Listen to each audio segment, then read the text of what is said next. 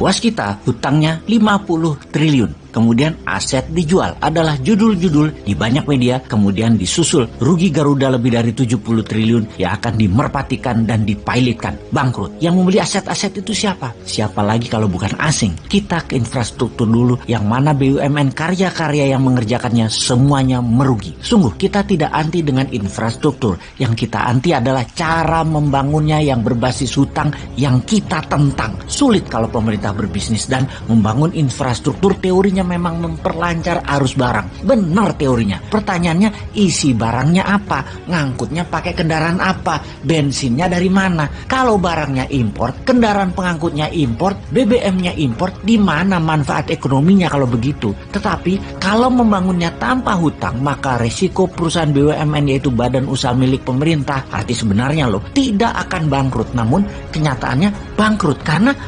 mati beban bunga. Ada dua hal yang menimbulkan masalah ekonomi yang saat ini terjadi. Karena yang membangun adalah BUMN, maka modal di setor 20% harus free cash. Ternyata BUMN nggak punya uang, jadi BUMN-nya ngutang untuk setoran modalnya. Lalu yang 80% sisanya cari pinjaman bank. Katakan bank BUMN juga. Maka proyek itu di markup agar 20% setoran yang pinjam tadi bisa dibayar, alias proyek itu sesungguhnya 100% adalah pakai pinjaman bunga bank. Karena memakai uang BUMN, maka sejak 5 tahun yang lalu bank-bank tidak memberikan kredit ke swasta, tetapi mementingkan proyek mercusuar infrastruktur gagah-gagahan agar terlihat mentereng, walau yang memakainya untuk konsumtif yang menghabiskan bahan bakar minyak yang impor. Bank-bank dipaksa membiayai proyek pemerintah tersebut sehingga sektor swasta terutama menengah bawah uangnya seret. Duit dikit beredar, hanya 44% dari PDB nasional. Niat memperkecil uang beredar itu kita paham, yaitu untuk merendahkan inflasi, di mana uang beredar dengan produksi harus seimbang. Karena produksinya nggak ada, maka uang beredar dikecilin. Strategi ini biasa disebut dengan nama quantitative tightening atau tight money policy. Kebijakan ini umum atau biasanya dilakukan oleh pejabat pemerintah yang anti swasta dan anti dunia bisnis. Tidak heran, selama 7 tahun menjabat, pertumbuhan GDP hanya naik 20% dalam 7 tahun, di mana inflasi ditahan di 3% per tahunnya, alias dalam 7 tahun inflasinya 21%. Kalau dibandingkan dengan pertumbuhan GDP dengan inflasi, maka dalam 7 tahun nilainya minus 1%. Kan geblek sebenarnya bernegaranya. Namun buzzer sebagai tentara udara gampang membodohi masyarakat. Semua yang mengkilat disebarluaskan, semua yang minus ditutup. Dan kalau ada yang membunyikan akan minusnya bernegara, maka dianggap anti pemerintah, anti kebinekaan, anti pejabat yang maha mulia yang sangat populer itu. Lalu diciptakan sebuah common enemy atau musuh bersama yang namanya kadrun, kampret, dan sejenisnya sebagai kelompok anti pemerintah.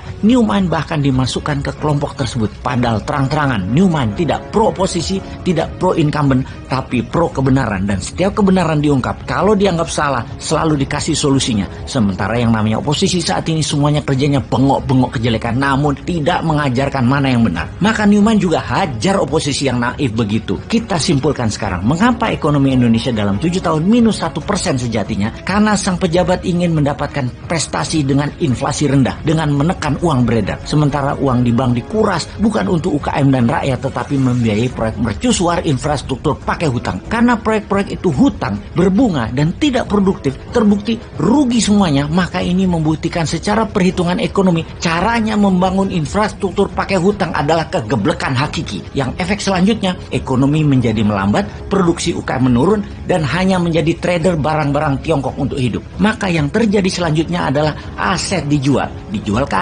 ke asing, atau ke swasta yang dekat dengan pejabat penguasa yang mainan uang, restructuring dana asing. Saat ini sebenarnya kalau masyarakat sadar, di atas sana lagi bancaan nasional, bagi-bagi cuan. Yang heran, kok kalian sudah nggak kaya, nambah miskin, masih aja membela, mau cari yang lain gitu loh.